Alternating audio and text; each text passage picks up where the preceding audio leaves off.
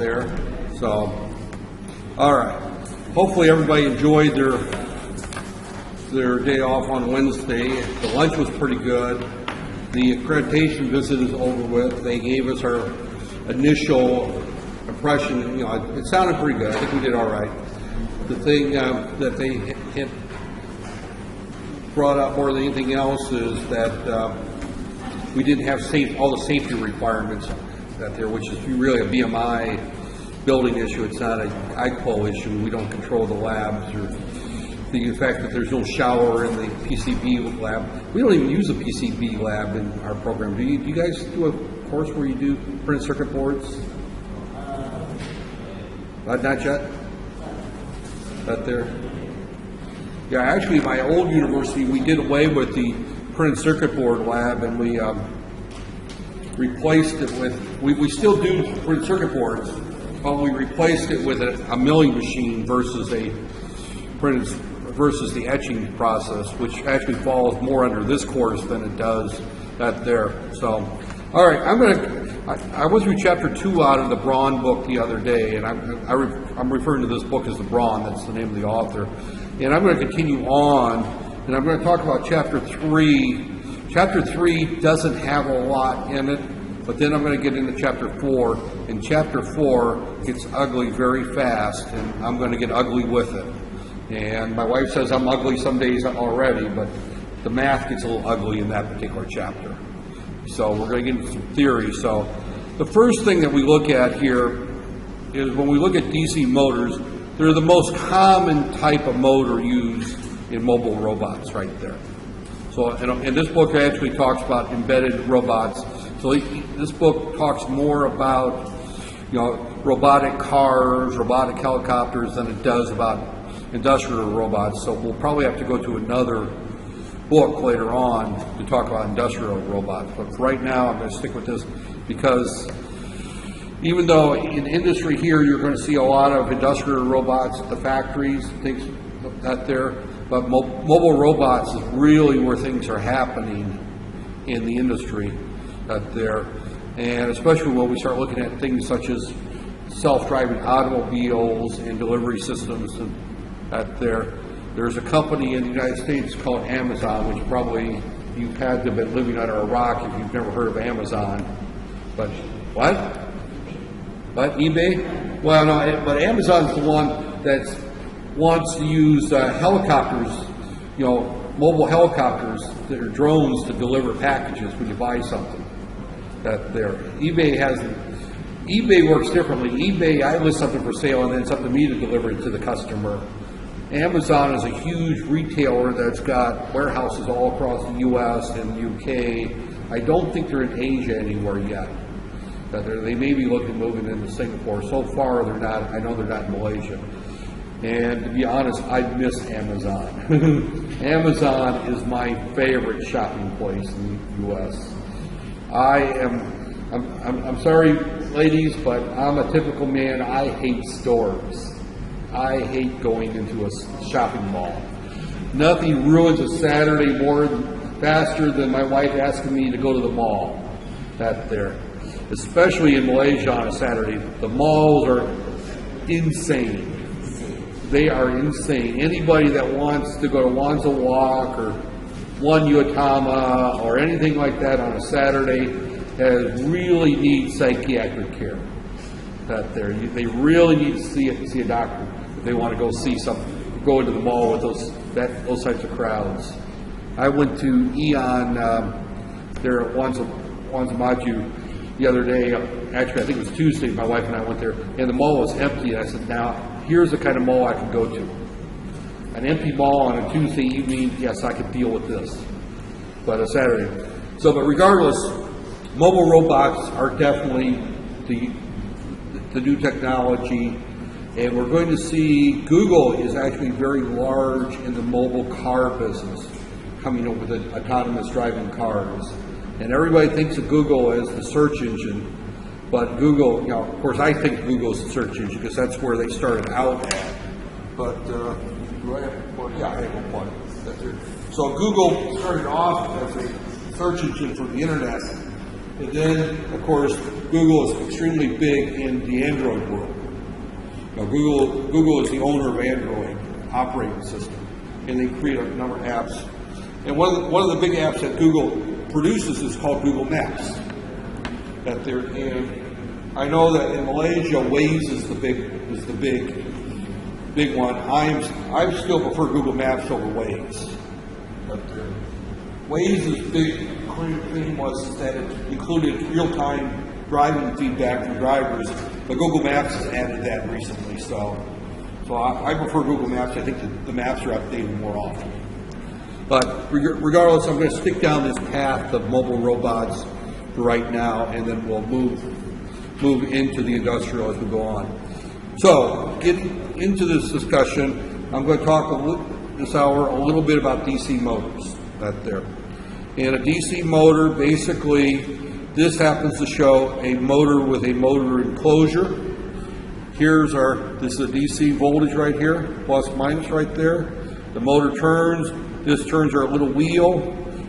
This shines our two LEDs right here. We have a couple LEDs to keep that there. This provides our feedback to our controller, telling us how fast this motor is going.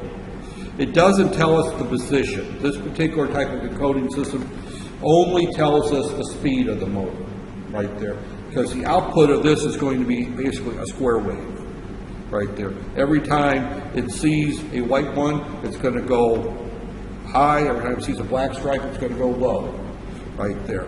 And that's what we're seeing that there. And by counting the time from here to here, using a microcontroller and a timing that there, we can calculate the speed of this particular motor right there, which allows us to do feedback. And we'll talk a little bit about more feedback, because this here is what controls the speed of the motor, is our DC level coming out of that there. Now, we can control the speed of this motor different ways. The easiest way is to use something called pulse width modulation, where we can then filter it and control the DC voltage that way. We'll talk a little bit about pulse width modulation in the hour. Another way is we can use a D to A converter out of the microcontroller and then amplify that signal in order to get the correct speed. So we're going to talk a little bit about speed control and controls, and that's in the next chapter. So this chapter is only talking about the various types of actuators. So DC motors revolve freely, right there. So here's some nasty formulas. We're not going to get into them too much. This is the model of a motor. Later on, we'll have to get into this a little bit there. We've got a voltage right here. Oh, this doesn't work when I expand this out. We've got a voltage here, or maybe, oh, that just brings that up there. Right there. Okay. Right there. All right, we have a voltage which we control. We have a resistance. We have the inductance of the motor. We have what's created as the voltage, which creates our EPF, or electromagnetic force. Right there. That creates a torque that turns our motor. And then we've got our torque that resists the torque. And then we've got our J, which is the inertia of whatever we're moving right there. So this is basically a model for the motor. We're not going to get into these formulas right now. But we could spend a great deal of time talking about just that, these particular. I do not want to turn this into a motorist course. Right there. You've had a course in motors, I assume, or you will have. Right there. So, right there. This is all the things. The position of the shaft, angular velocity, the acceleration of the shaft, right there, the current through the armature, the applied terminal voltage, the back EMF. The back EMF is what opposes that there, which reduces the current that there. You always have some back EMF up there. You got the motor torque, that's Newton's meter. The applied torque, that's what's actually seen at the load. By the time you have all the losses through the gears and the various other things, you've got the nominal terminal resistance of the motor inductance, the inertia of the rotor. That's again, you've got something that weighs half a kilogram or 2 kilograms, and you try to start it moving, it takes a certain amount of torque to get it moving, and that looks like inductance when we write in differential equations for it. Right there. We got the frictional constant, that's the friction of all the various bearings and gears in our motor, right there. They come into play.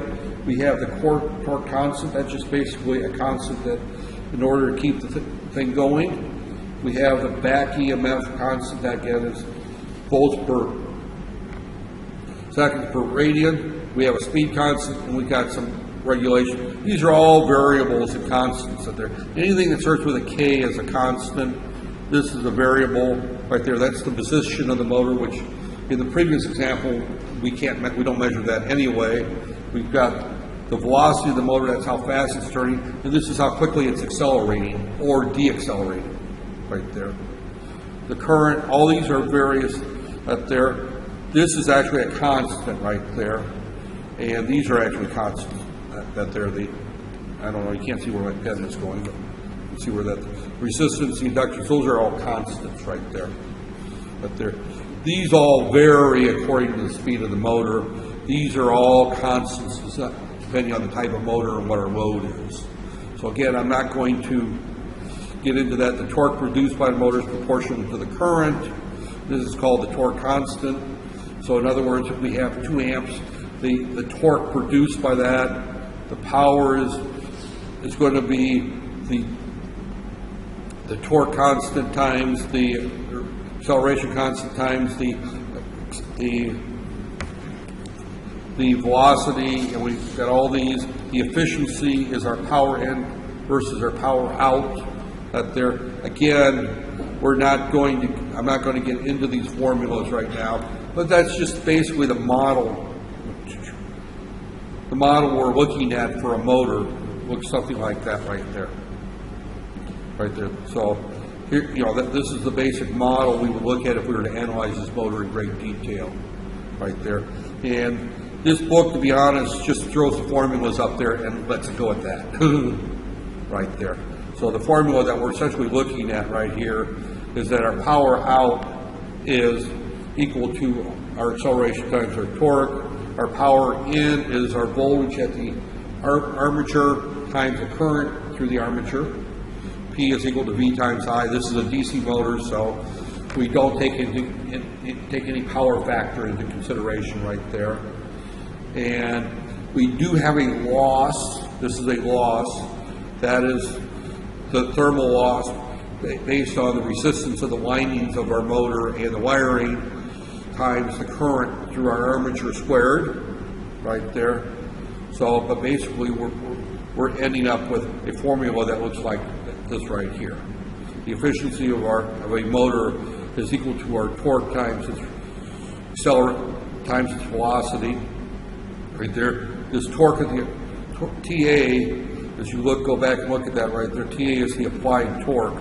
That's as this motor is moving, how much work is it doing? How heavy of a load is it pushing? Right there. If a motor is not pushing any load, it's not doing any work. If you take your motorcycle and you put it up on the rear jack stands and you put it in gear and you crank that accelerator up there, how much work is that motorcycle wheel doing? Nothing. The motorcycle's sitting still, right?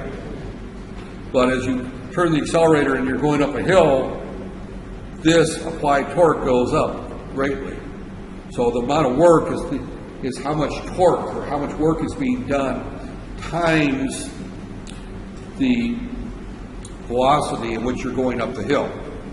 So there's a certain load pushing that motorcycle back down the hill. Now, if you're going down the hill, you may actually have negative work at there, if you're going at constant speed down the MR2 on your motorcycle, I don't know how many people ride motorcycles. I don't ride a motorcycle. I ride a toy scooter, but it's close to the same concept there. But if you're going down a straight, level piece of land, then of course the torque that it has to overcome is just that of friction and air resistance. So this is actually a variable that they're depending on conditions. If a robotic arm is moving up carrying an engine block, that torque that it's going to apply is very large. If it's dropping the engine block, well, we hope it doesn't drop it, but lowering the engine block, that torque may actually be negative. The weight of the engine is actually pulling the arm down, and the motor is actually having to fight the downward motion as to apply negative torque in that particular case. But regardless, the efficiency is just simply the power out, which is the torque that the motor has to overcome, and times its whatever its angular velocity, right there. So, right there. So we get into some more formulas that there. As we look at these things, you'll find that the efficiency is actually a nice bell-shaped curve. It has a point in which it's very efficient, a point in which it's very inefficient, right here. This is your motorcycle up on wheels, right here. This is your motorcycle that can't make it up the hill, so it's rolling backwards, right there. So, and we got this point here, which is maximum efficiency, right there. So as we look at these curves, ideal is that our torque goes up as our velocity goes down, right there, but that's not necessarily the case, right there. So basically, though, we get into this nasty little differential equation, which I am not going to get into today at all. We may not even get to it at all, where it says the partial derivative of the velocity divided by time is equal to km over j times I minus ta negative over j. That's as I said, these formulas are getting fairly nasty. I'm not going to get into the nasties right now. Right there. The H-bridge, I talked a little bit about this in my microcontroller course, some of you were in, when we talked about motor control. A simple H-bridge looks like this right here. Right here. We have a power supply, right here. We have 4 switches, of which 2 switches can be closed at any given time. Right there. Now, when I was doing the example at the 8051, those were in my microcontroller course, these switches were replaced by JFET transistors. Well, and this was actually replaced by a PWM output right there that controlled the speed. So you would control the speed by using a PWM output to this transistor that there, and then that there. But what we're seeing here is if we close 1 and 2, the motor is going to run one direction. We close 1 and 3 and 4, it's going to run the opposite direction. All we're doing is we're reversing the flow of the current through the motor. It's not unlike a full wave rectifier in your electronics courses, right there. So the whole idea is that in this particular case, we've got a power supply that does not change its direction, but we want to change the direction through the load. With a full wave rectifier, we have a voltage source that changes its directions, and we want to keep the current flowing the same direction through the load. But it's a very similar concept. That there, you can only close 2 of the switches at the same time. If you close 1 and 3, you got the same voltage across. If you close all 4 switches, nothing happens there, other than you burn up your power supply because you put a dead short across it through 1 and 4 and 3 and 2. So if you close 1 and 4 at the same time, you burn up your power supply. If you close 3 and 2 at the same time, you burn up your power supply, because that just creates a dead short right there. So that's not a good thing right there. You don't close those 2, but you close these 2.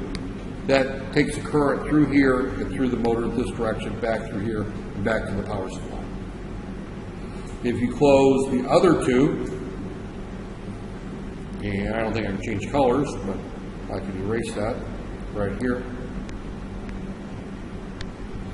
If you close these 2 right here, then my power supply goes this direction through here. So I reverse the current through the motor right there. And as I showed before, I'll just kind of do this off the top of my head. It may or may not make any sense, but I can have JFET transistors right here.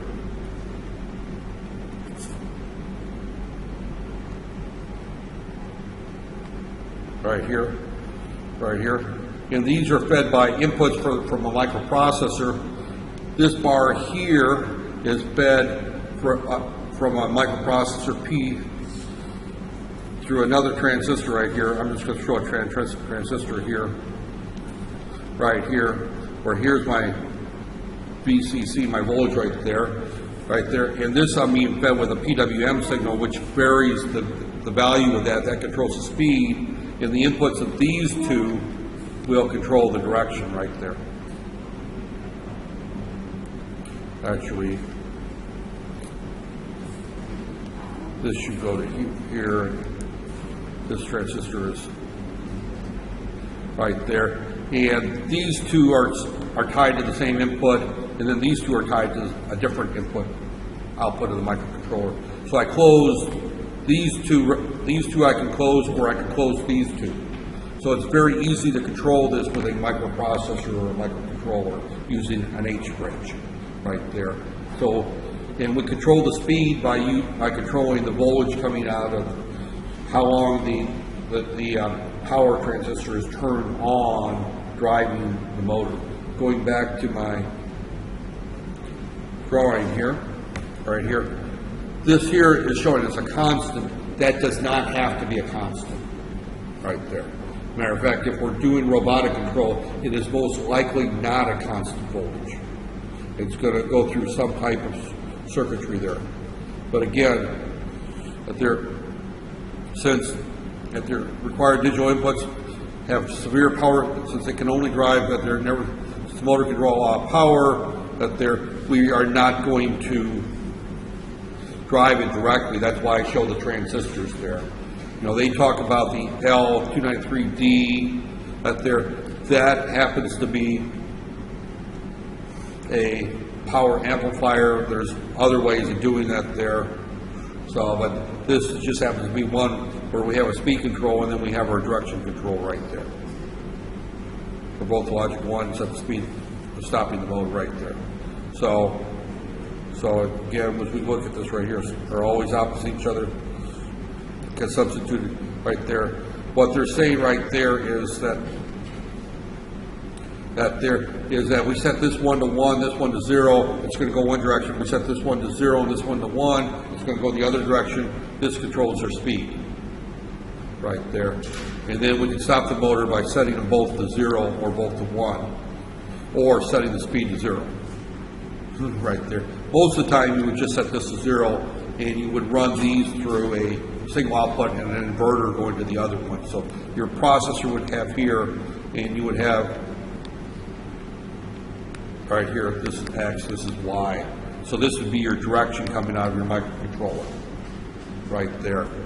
And then your speed would come through your PWM output. So you would only have to have 2 outputs from your microcontroller to drive this particular motor. One tells it what direction, the other one tells it how fast to go right there. And there's others, you know, is the drawing that I showed last time, and I'm not going to bring it up, I actually showed, you know, using just straight power JFETs right there. So, well, we can control our motor very easily using a microprocessor or controller right there. Pulse width modulation is very, very straightforward. Is that we have a signal that's going to have an output that's 3.3 volts or 5 volts out coming from the microcontroller. If we have a very narrow pulse, it's going to look like a very low voltage right there. Because the integral from 0 to t of Vt dt 1 over t is going to be relatively small right there. And if you want to look at it, since this is,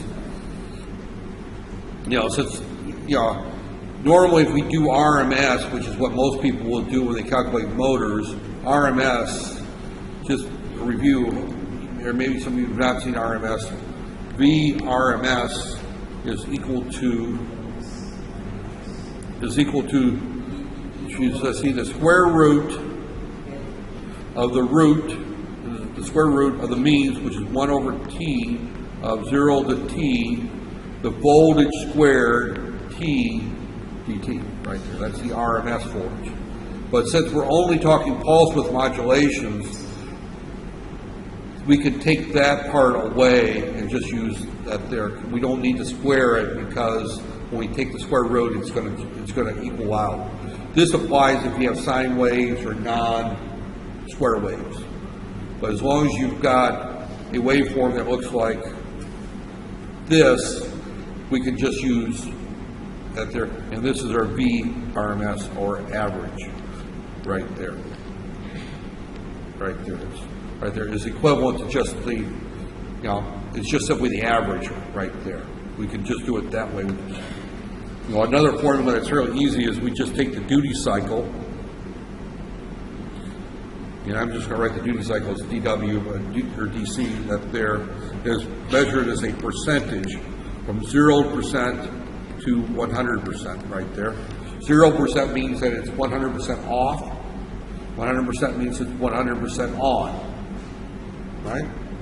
So if we just take that duty cycle, that percentage times, multiply it times our source voltage, that still gives us our equivalent DC voltage right there. So it actually comes out to be the same. This is probably the easiest formula, is that V average is equal to the duty cycle times V max right there. And my handwriting is impossible to read, but it's equal to, I'm going to call this Vm right there, the maximum voltage. So our V average is equal to our duty cycle percentage times Vm right there. So if you got 20% duty cycle and it's 5 volts, you've got an average of 1 volt. You got a 25% duty cycle and it's 5 volts, it's 1.25 volts average right there. So again, all we're doing that there, the quote T on T period is called the pulse width ratio. That's why I use P. It's actually supposed to be PW. That there, I wrote D. It should be PW or duty cycle, right there.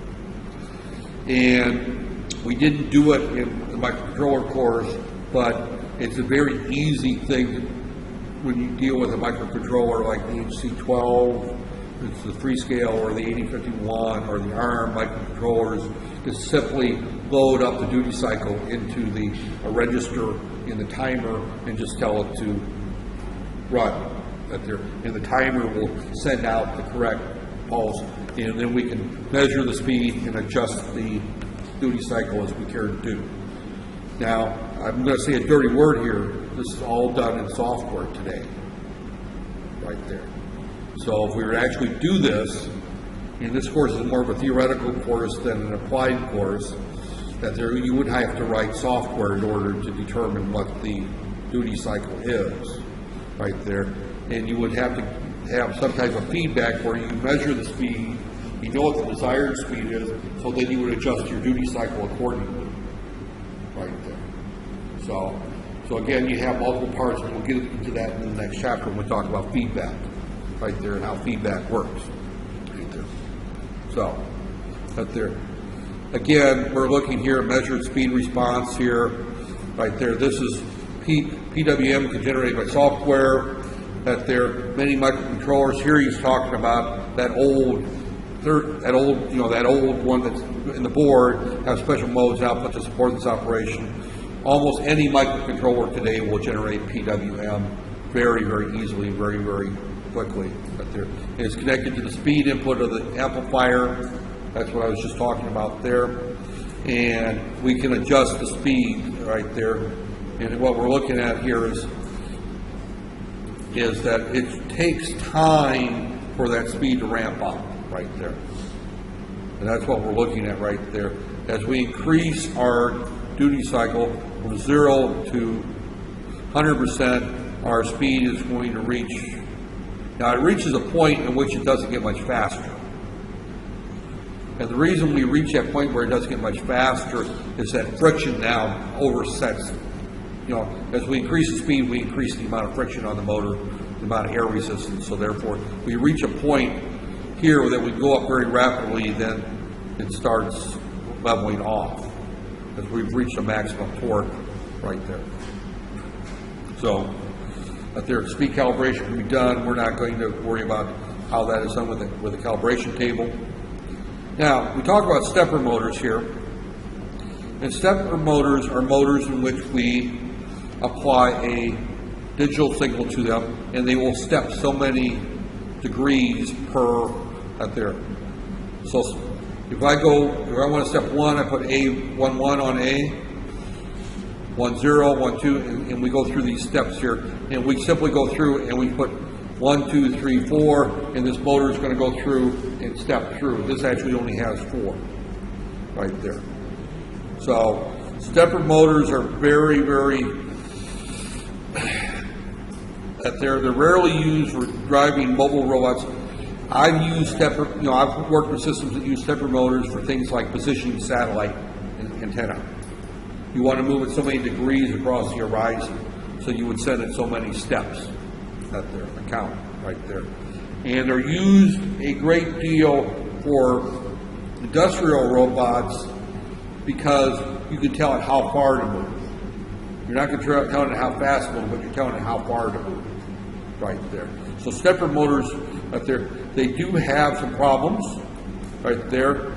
One is they have a worse weight to performance ratio than DC motors, but the other problem with them is that they don't have any feedback right there.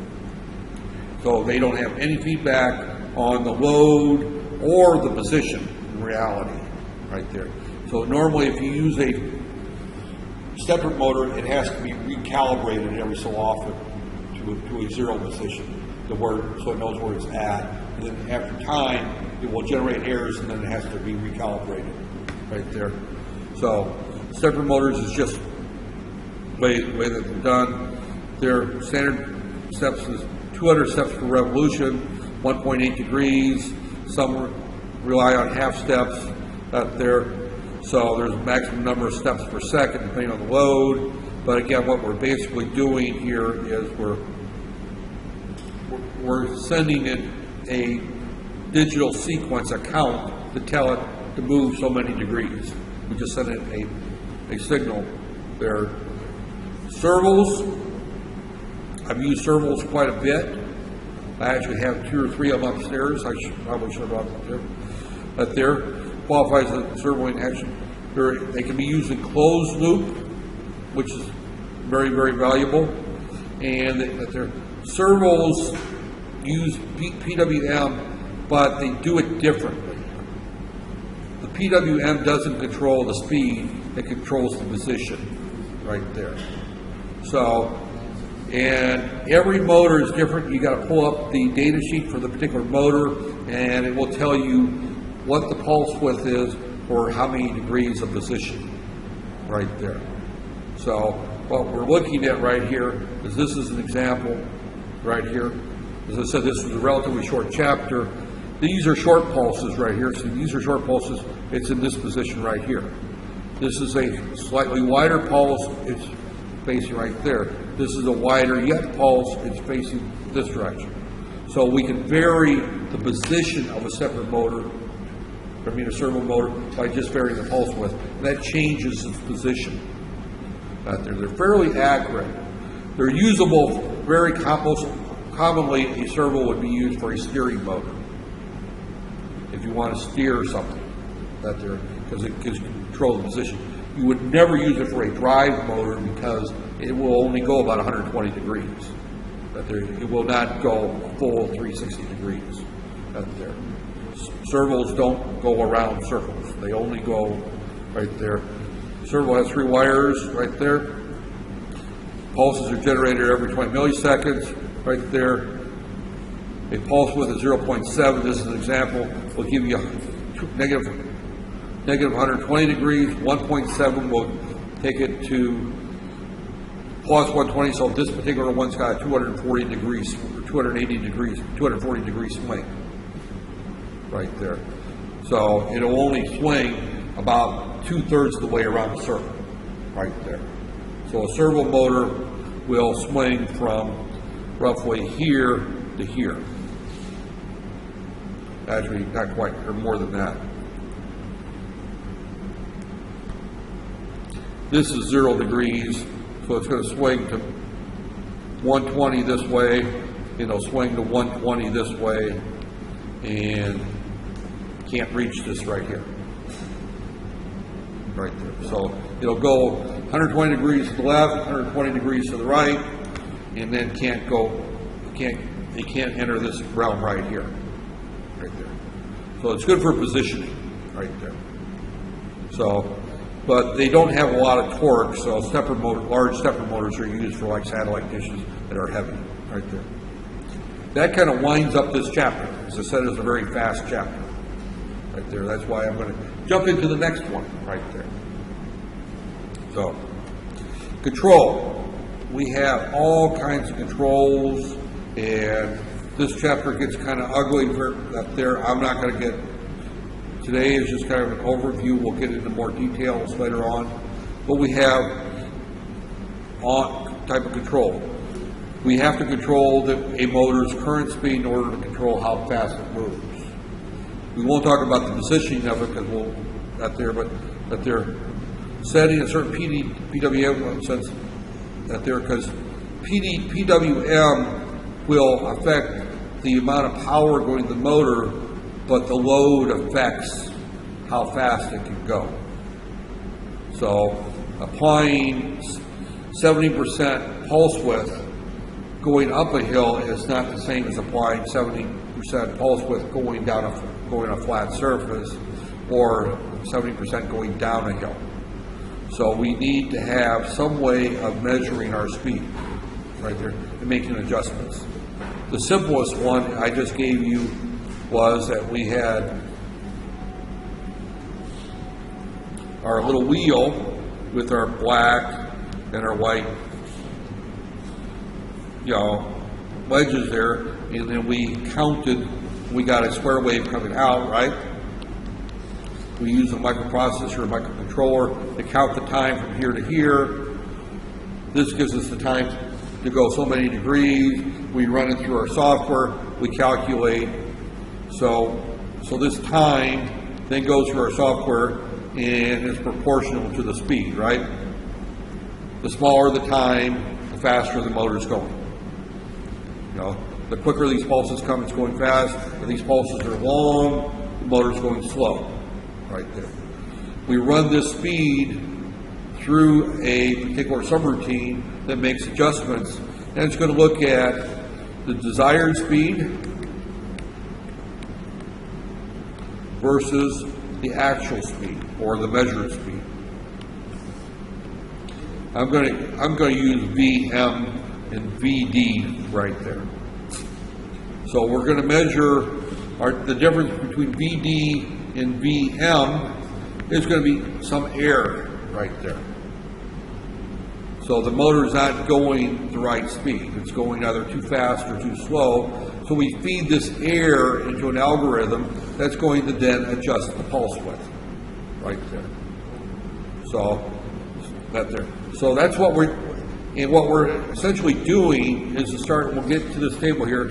We've got a V desired. We've got some type of motor system right there. We're measuring the speed of the motor right there. This is our VM, our measured output, our voltage or our velocity coming out. We go through some type of feedback routine right there, and we make adjustments to our motor at this point right here. Actually, normally we show our air at this point here because we're right there, but I'm just going to show that we're going to be feeding this in our PWM right here. We're going to adjust our PWM at this point right there. Essentially, we're doing this graph. There's a better graph down in the slides, but what we're essentially doing is we're taking our desired input, we're looking at our measured output, and our VD actually is going into this right here. Right here is where it's going into right there. So, but we'll get into a better graph. But what we're doing is we're doing feedback right there. And feedback and I can't write today, back. Feedback, right there. Feedback control. Feedback means that we're measuring our output, we're comparing it to the desired output, and we're making adjustments. That's all feedback control is, right there. So, and we can do feedback control many, many different ways. We can use op amps to come up with feedback controllers using op amps. We can use proportional control, integral control, differential control. I'm going to talk about all three of those out there. You could do an entire course on feedback control systems and digital feedback control systems. Each of them are full courses right there. So today we're just going to talk a little bit about the basic underlying factors of feedback control right there. So for feedback control, you need three basic parts. One is a desired, the other is a way of controlling it, and the third is a way to measure it. Right there. So, right there. So one is on off. In the case of the speed is actual, increase the desired speed is we increase the motor. If the speed is lower, we decrease the motor power by a certain degree. That's all they're saying is that we measure the speed right there. He talks about the robot out there. I don't want to get into particular technology. I'm just using out there. If you look at something like an automobile, they're not common in Malaysia, or at least I haven't owned a vehicle in Malaysia, but all the cars I've owned in the last 10 years in the U.S. have cruise control settings, a cruise control out there. And a cruise control basically is you're driving your car and you get up to a certain speed, let's say 110 kilometers an hour, because I always follow the law and I never speed. And I hit a button and I tell my car to just keep that speed. Right there. And what the car does is the computer on the car will measure the speed of the car by counting the revolutions of the wheel using something similar. It's usually a Hall effect transistor, or Hall effect will measure how fast the car is going, or through some sensor in the transmission, but it will measure how fast my car is going. It will compare that to what I want it to go, and will press my gas pedal down farther or let it up. And the cars that I had, you actually could watch the gas pedal go down and up right there. But it used the type of feedback control to control the speed of my car going down the road. And if my car starts going up a hill, I can see the gas pedal go down. I start going down the hill, I see the gas pedal come up. So it actually had a small servo motor that actually controlled the position of the accelerator on the throttle. Right there. And they're common in the U.S. because U.S. has highways that are 2,000 miles long, right there.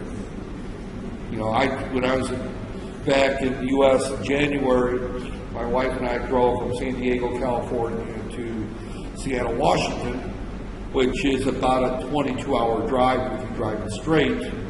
And we spent the entire trip practically on I-5, one highway. It goes all the way from the Mexican border to the Canadian border.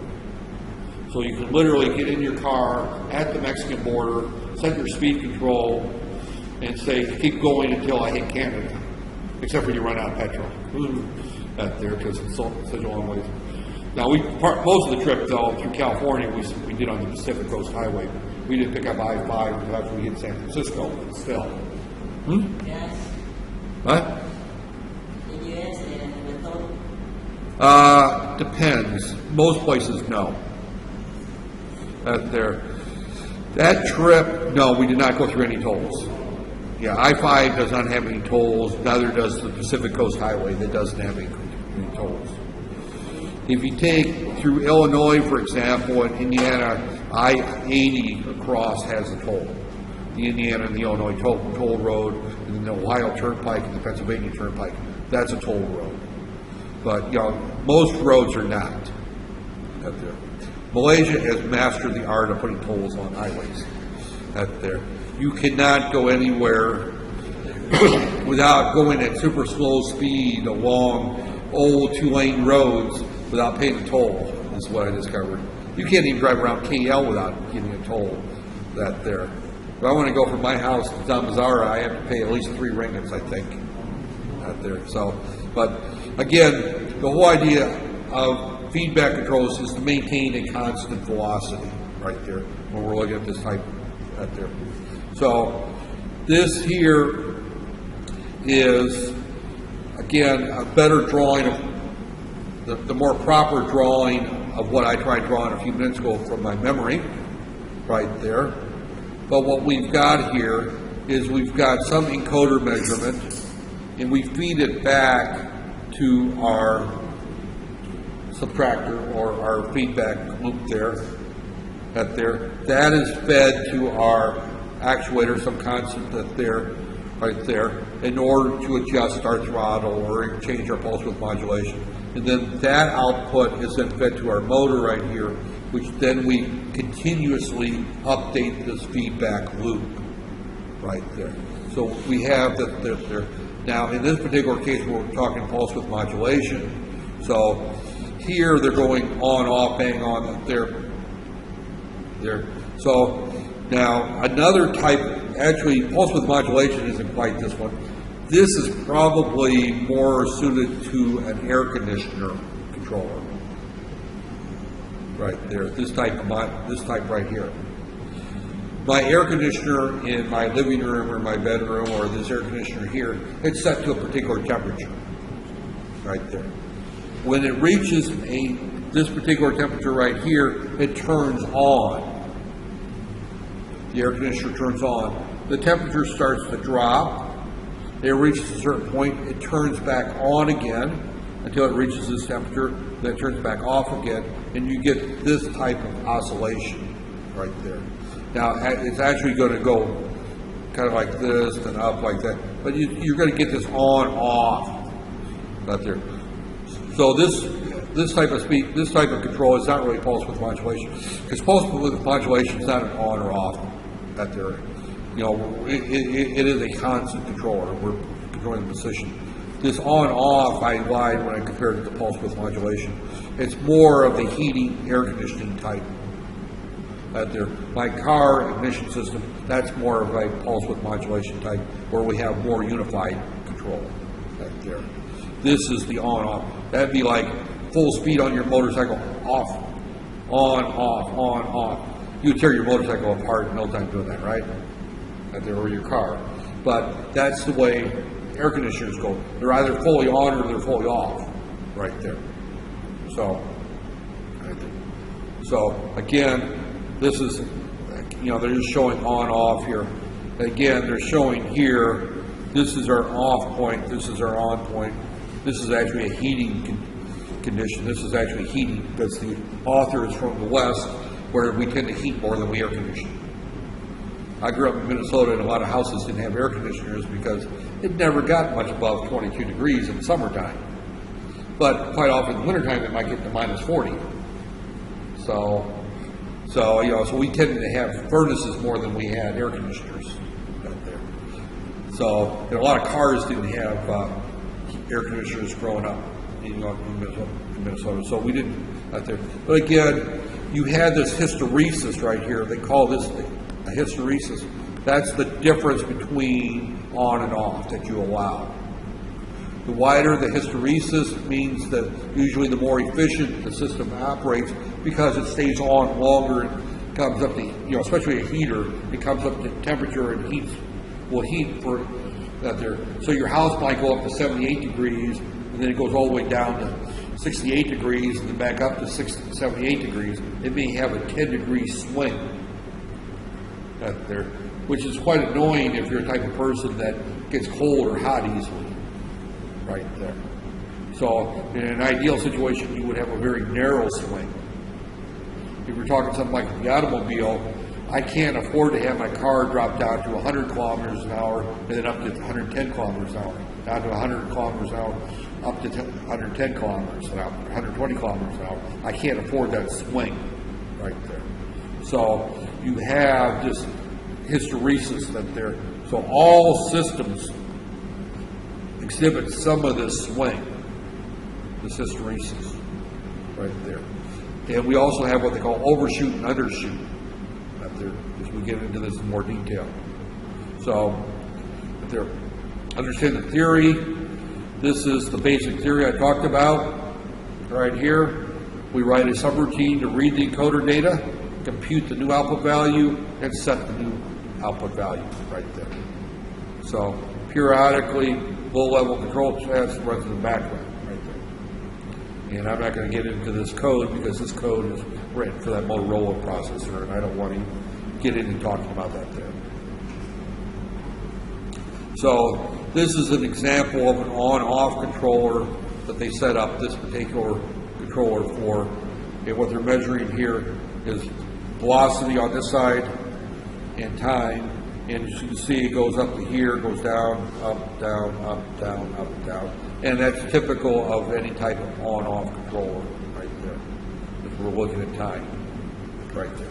If we're looking at time, what's my time look like here?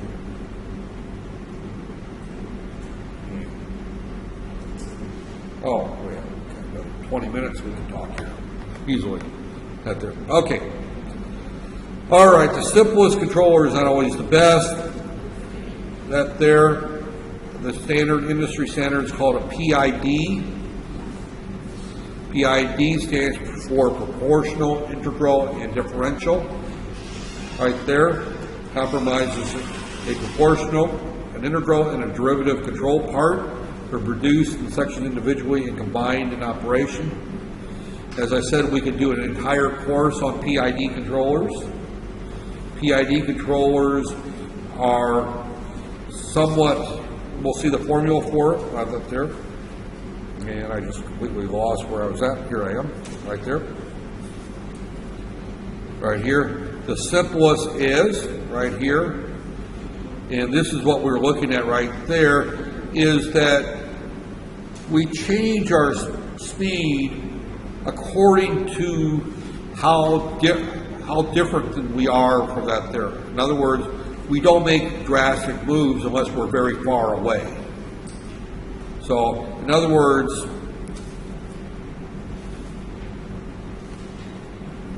if my speed is 0 kilometers per hour, is that the way you write that KPM? I'm used to write MPM, miles per hour, up there. And my desired is 110 kilometers per hour. Then I've got a very large difference between the two of those. I want to make a drastic swing. I want to swing from 0% to 100% on my PWM. I want to do a drastic swing. I want to open the throttle wide open on my automobile. Now, I'll be honest, most cars won't let you do that. Most speed controls, cruise controls will not give a full throttle from the go. Matter of fact, they won't kick back until you get up to about 30 miles per hour, right there. But again, the change we're allowed is a proportion of the difference right there, our air difference right there. So if we go back to if I'm going 100 kilometers per hour and I want to go to 110 kilometers per hour, I'm not going to make much of a change. It's going to be proportional to what it was that there. In other words, we change this proportionally to what we want it to be. So as we look at this here, this proportion will vary our response. If we do it too much, right here, here's our proportion at 85%, we see that we overshoot our desired speed greatly, right there. Here, our desired speed is 4,000, right here. This one is at 2,000. But we're seeing that our desired speed is somewhere right around there. So we shoot that there, well, we're too far, we shoot all the way down. Then we shoot up, we shoot down, we shoot down. And we overshoot our speed greatly. So we reach a point where we try to find where we're going to reach our optimal speed, at the shortest amount of time. Now, obviously, when we look at this one here, it looks like this particular one, it comes out to somewhere right around 45%, looks like about the right level right there. Right there. So if our proportion is too large, we tend to overshoot greatly. If our proportion is too small, then we tend to overshoot or undershoot. We tend to take a long time to reach speed. Right there. So some overshoot is okay. Some is too much. This thing's oscillating all over our speed right there. So, and keep in mind that if there's external factors affecting this can make this really nasty. Right there. Because if you're looking at, for example, a cruise control in your car, all of a sudden, I set it for 60 miles per, I'm going to use miles per hour, 60 miles per hour, and then I hit the cruise control and I tell it to go kick in and go back to 60 miles an hour. All of a sudden I'm going 80 miles an hour, then I'm down to 40 miles per hour, then I'm up to 75 miles per hour, then I'm down to 45 miles per hour. I'm all over the, my car's that's there. So you've got to be very careful on this proportion that there. So as you're looking at controlling speed that there, this is the same thing as if our control variable is position that there, and I want this steering wheel to be pointing in a certain direction. I don't want it to swing this way, then swing this way, then swing this way, and go all over the place. I want it to go to the correct steering. If it overshoots a little bit and it comes back, that's okay. But if it's overshooting a great deal, then that's a problem. So we've got this particular problem. This is a step response for a proportional controller right there. And I should also point out that this is also affected greatly by changing loads. Matter of fact, a change in load is what usually causes a change in speed, which requires a change in the voltage to our motor right there. So I'm going down a hill, and believe me, if you drive from California to Washington State, you go through some mountains. You go through some nasty mountains. So you're going down 17, 18% grades. You hit the bottom of the mountain, you're going up a 17% grade. You hit the top of the mountain, all of a sudden you're going down a grade right there. So every time I hit a mountain valley, I don't want my speed going all over the place. I want it to stay relatively constant right there. So we vary our type of speed, our controllers to vary that. So proportional controllers are cheap and easy.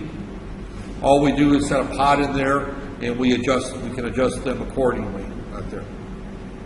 They are not always the most optimal right there. But this simply says the formula for the controller is our proportional control times our desired voltage times our actual voltage right there. This is our error signal right there. So we simply run this through basically usually a summing amplifier, but if we're dealing with a microprocessor system, then it would be a very simple subroutine that reads the desired input, and that may be coming off of a potentiometer, it may be coming off of a sample and hold circuit, it may be coming off of some software variable, but this is set someplace within our system. We have a desired speed. If we're talking temperature of a room, for example, right there, we want to keep our temperature. We have a variable heating system right there, or a variable cooling system. We'll say that our air conditioner is one that does not have to operate at 100%. It can operate between 100% and 50% or 60 or 40%. In other words, we can vary the amount of cold air that's being produced out of our air conditioner right there. So we look at the difference between what we want to be and where we're at, and we adjust that accordingly. If we do it on-off, we get that up-down motion there. If we use proportional, then we're going to get, and by the way, if KP is 1, it's the same thing as on-off, right there. That's why when we look at this right here, this, it does steady out, but it does resemble the on-off to a degree. So that's the proportional controller. The integral controller is rarely used alone. It's almost always used with a proportional. And what it looks at is it looks at the steady state here. Now, if you look at this one here, you notice that this here, our actual speed levels off at about 44,000 RPM or ticks per second is what this one here is. If we look at this one here, it never quite reaches our 4,000. This is our integral error right there. So this particular controller actually holds us closer to the desired. There, it looks at the long-term error right there. The proportional only looks at the current error. This here looks at the integral 0 to t of our air voltage and tries to set that to 0 right there. So part of our controller that there. This is a little bit more difficult to implement in software than the proportional controller right there, but it can be done. Right there. It's a little bit easier with op amps. There's, designing a differentiator, integrator with op amps is fairly straightforward. Most of the time when you look at feedback control lectures, and I've taught feedback control, it's usually in the analog world where we're using op amps. And we're usually working in the Laplace domain right there. So this course, I'm opting to try to keep our calculus level to a minimum, so I'm not going to work in the Laplace domain right there. So right there. But again, we're looking at that there. But here our formula is right here. Notice this additional term right here. Right there. This is 1 over t times the integral from 0 to t et dt. Right there. And this actually happens to be another constant, is what this happens to be. This is our proportional constant, and this is our integration constant right there. So actually, right here, so we can receive independent additive terms. So this right here is our constant that we use for integral term. So we've got two terms in determining our, and I don't know what this thing's doing here. Okay, now it works, all right. And now I've lost my place. Is that my place? Yeah, that's my place. Right there. Why is my pen not running 2 years? Okay, well, we'll just not worry about erasing this right there. But we've got this term, and now it won't write. Q. Oh, man. All right. Give me 1 second here. I think I may have a solution to this problem, which is to involve a trip tomorrow to Eon or someplace, if I can find it. And that is replacing my battery. And this is here. That's what it is here.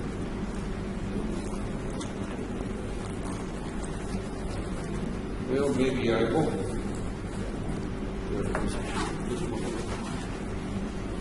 Here we go.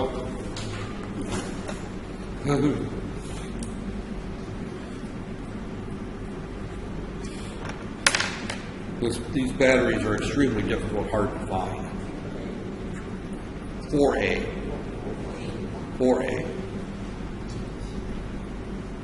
Can you catch it?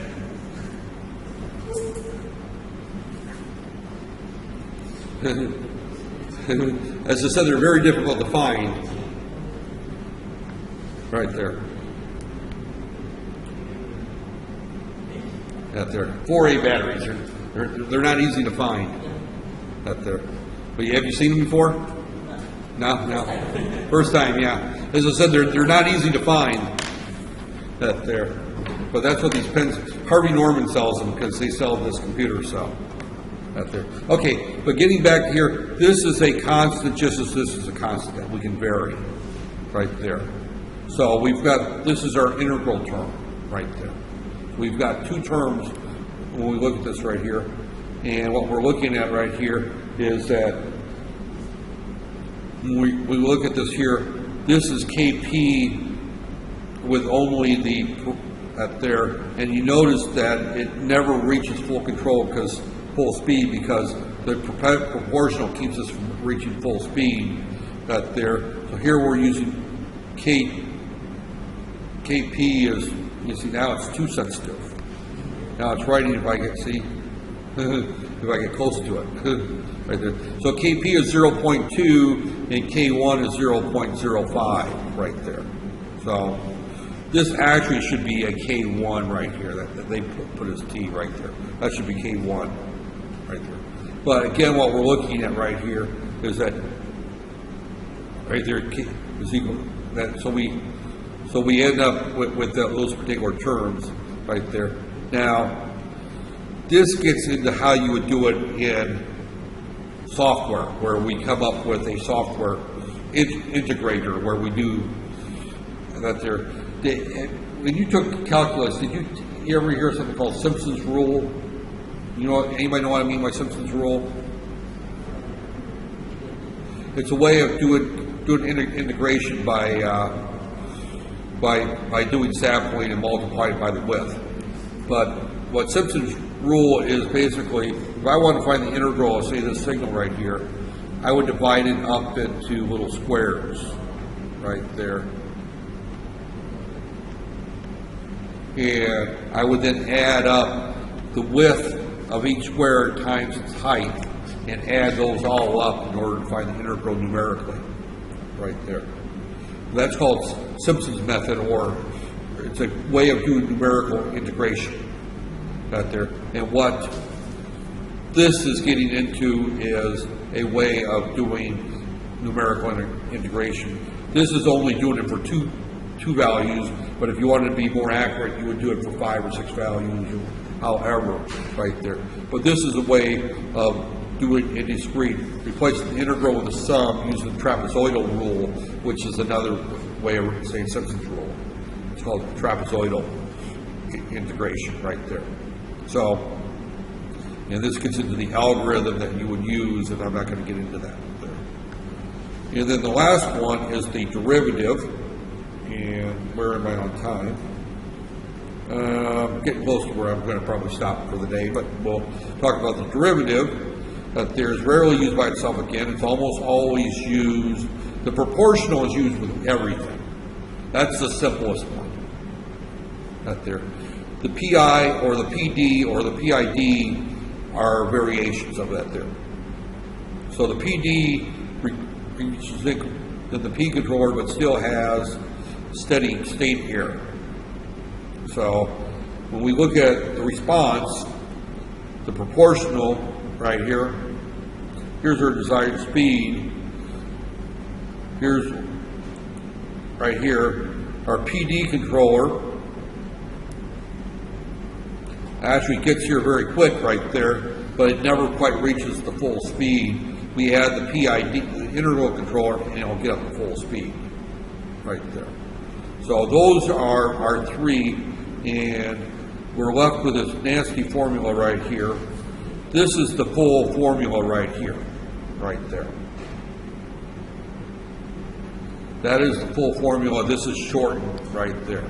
But our corrective signal, this is our signal that we're going to use to correct, is equal to our Kp, our constant, proportional constant, times our error signal, plus another constant times the integral of our error signal from 0 to t, plus another constant times the derivative of our error signal. Now remember, the derivative is the rate in which it's changing, right there. Integral is the sum of the area under the curve, and it's the difference between what we desire and what we want. In all cases, we're using the error signal right here. We're using the error signal The error signal is the difference between E, T, and now it's even worse, is equal to, this is actually, I'm almost happier with the dead battery there. You may be charged for a new tip too, but it's equal to the error is equal to the difference between the desired output and the measured output. So we base all these feedback control loops on the error signal right there. Now, again, things that will cause the error signal to change will be a change in environment. I open this window, the temperature in this room shoots up 30 degrees relatively quickly. All of a sudden I've hit my system with a step up there. I'm driving my little electric car and I hit a hill and I'm going up, I hit it with a change in load. Or I change the desired. I walk over to the thermostat, there's not a thermostat in this room, and I change it from 23 to 18. So now I've changed my desired. So either the measure can change by a change in load, or the desired can change by a change in desired output. I'm sitting here driving my little scooter down the road, and I'm going relatively slow because I'm going by a school and everybody's stopping when their kids out and picking up their little kids and all that stuff. And nobody wants little Sally or Johnny to get hit, so you slow down as you go through the school district. Now I pass the school, all of a sudden I turn the crank on the accelerator, and all of a sudden instead of going 30 kilometers per hour, I want to go 70 kilometers an hour, right? Out there. So that's a change in desired output.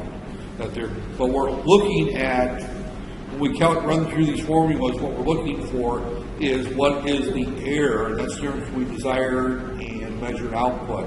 And we come up with this change right here of our control voltage right there. And our control voltage could go up or down right there. So we're going to make a change in either our pulse width modulation, we're going to make a change in the output of our A to D or D to A if we're doing a digital output or analog output. We're going to do a change in the position of our accelerator on our car. All those changes are going to be based on the error signal, not the desired or the actual measure, but it's the error that we're looking at. This whole lecture is not limited to robotics, by the way. This is fundamental engineering theory on feedback control out there. This is the 1 hour version of, actually probably the 30-minute version of feedback control introduction right there. Have you guys had feedback control in any of your other courses up to this point? Control systems, all right. So you guys are spending a lot more time than this on the controls out there. So I don't know, did this lecture hurt or help that there? Did that make it more confusing or less confusing? What? What's that? That's confusing? Is this less confusing? That there, what I'm trying to do is I'm trying to take this whole concept of control and simplify it into what we're doing here, because control system feeds back into robotics. And as I said in lecture 1 or 2, robotics covers a huge range of engineering fields, and control systems is a major part of that. That's why I went through an entire hour on control systems. I don't think there's anything else. PID parameter tuning, this is getting into the details. We'll talk about that next week. I think I'm going to stop at this point there. This is a good place to stop, because we've covered all the various types of controllers right there. And I'm right at my hour and 15 minutes anyway, right?